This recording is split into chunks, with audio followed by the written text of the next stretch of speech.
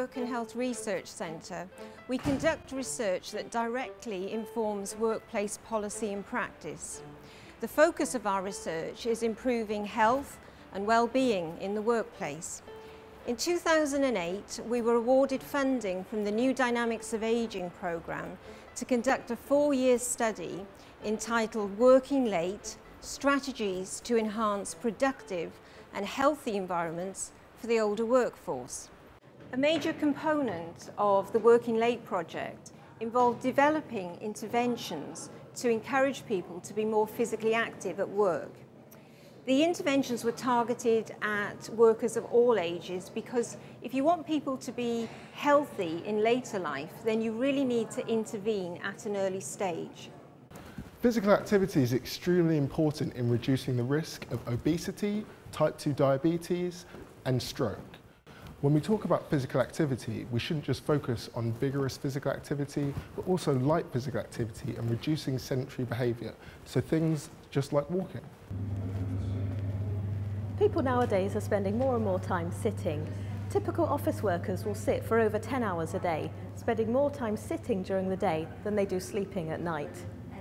Prolonged sitting is a risk factor for a number of chronic diseases, including diabetes and cardiovascular disease. Interventions should be conducted in the workplace to try and encourage people to reduce their sitting time by taking short walking breaks, such as walking to a local shop to pick up their lunch.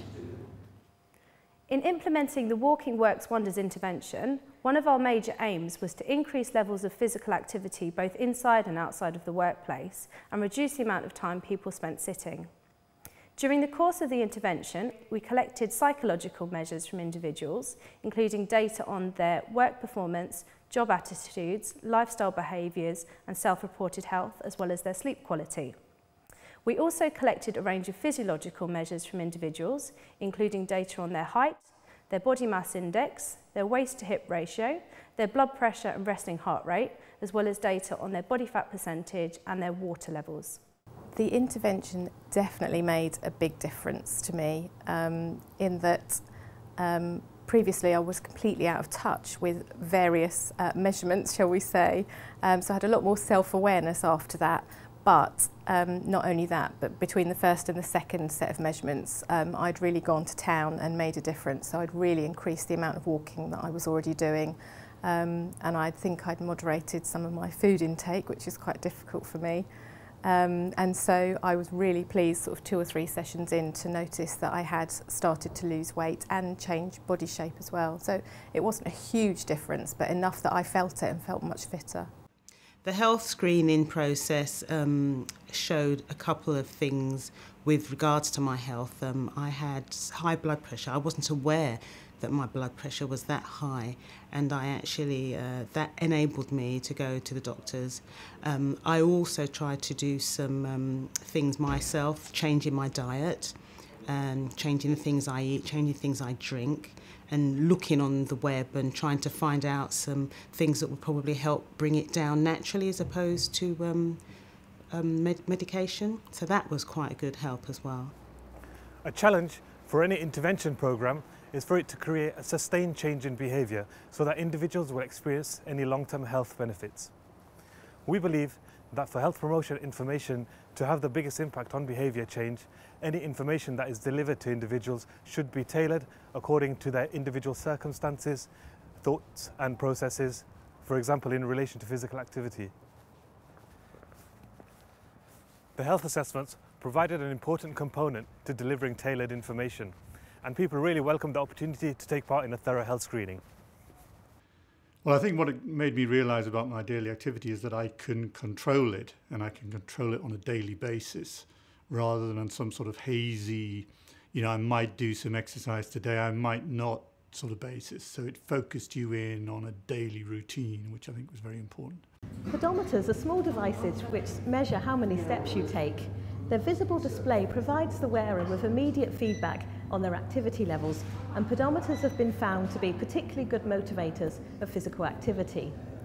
We have found that the motivational aspects of pedometers increases when the user logs their daily step count in a diary. Wearing a pedometer was very interesting because I'd never worn one before, and a particular shock was the first day that I worked from home. It's normally one day a week I try and work from home, avoid the stress of commuting and a bit of peace and quiet out of the office. And my number of steps dropped down to below 1,000, and I knew by then the target was 10,000 a day. So that was a big shock and made me think about, you know, working from home, what could I do? Walk to the post box or go for a walk in the evening or, you know. That was very useful. I think it was a little bit of a psychological thing as well, because I found that when I used it, I tended to do a lot more walking up and down the stairs, whereas I would normally take the lift. As I had the pedometer on, I thought, no, let me see if I can take the stairs. And it helped me to do a lot more walking than I would normally have done. It had a bearing on other decisions I made. I might have prioritised having a car prior to the intervention, but the desire to get 10,000 steps in plus a day, you know, sort of has made me think about getting into work, and also stuff I do at the weekends, you know, walking around for pleasure, just going for a walk for the sake of it, you know. I absolutely loved the pedometer. In fact, it was the pedometer offer that kind of got me a little bit interested at the very beginning, because I've never had one and I've always been curious to use one. So I was really, really pleased with the little gadget, and I became a pedometer obsessive.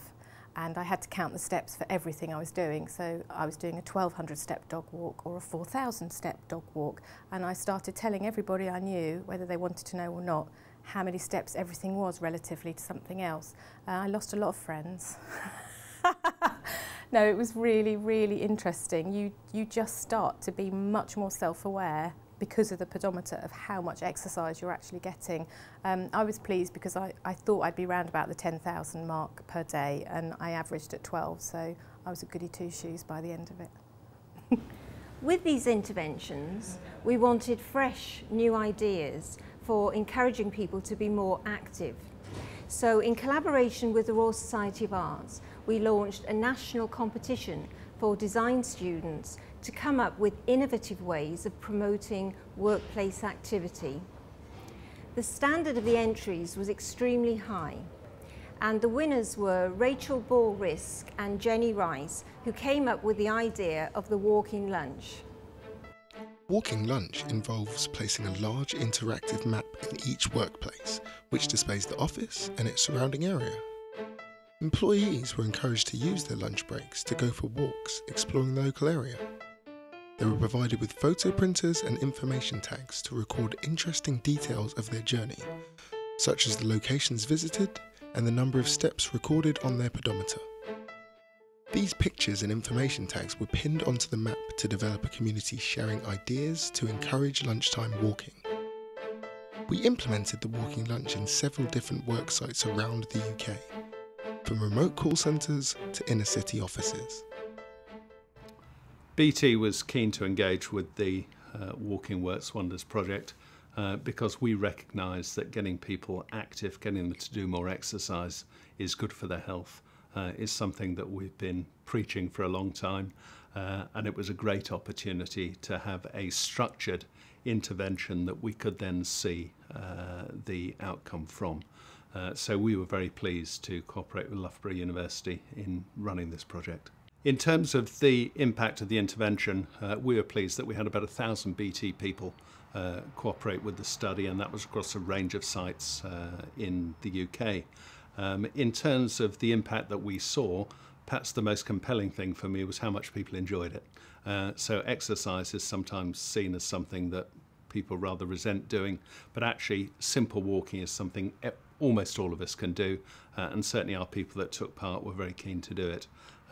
We're particularly pleased to see that of the 1,000 BT people that took part in the study, a substantial number did lose weight, and when we looked at the population as a whole, there was a demonstrable reduction in what we call BMI, body mass index, in that group. As importantly to me, a significant number of people maintained those exercise levels over the full course of the study period. I think the process has been helpful, and I've been keeping it up as well. It's been really good because I monitor my diet regularly now, and I monitor the things that I eat and drink, and I also do regular exercise. It's about prevention and not people getting ill before it's too late. It's about making sure that they get a work-lifestyle balance, that they know the importance about keeping healthy. You know, some of our refuse drivers might walk 13 miles in a day, but it's also about knowing about healthy eating, you know, not getting stressed, just generally being aware that they can take a part in, you know, in how they sort of look after their bodies. Yes, it's changed my overall attitude quite a lot in that I now focus on things that I can be doing to improve my health, things like jogging. I drink less, I eat fewer sugary snacks, and I think it improves your mental well-being as well. You've achieved something, you've got something to focus on, and I think that improves your home life and your hobbies as well. The materials that we've developed have been tried, tested and fully evaluated. And now considerable scope exists for this type of intervention to be adopted by many more organisations, both in the UK and beyond. We believe in BT that this sort of intervention is a benefit. We believe that it's worthwhile us as a company encouraging people to take more exercise on the way to work and at work, and walking is a great way of doing that. In late 2012, the National Institute for Clinical Excellence published a report on exercise in the population as a whole, including exercise in the workplace, and it's quite clear from that too that there are huge benefits to not just individuals but society as a whole for taking exercise. So what I'd say to businesses is encourage your people to get active, stay active, and they'll reap benefits, and so will you as a business.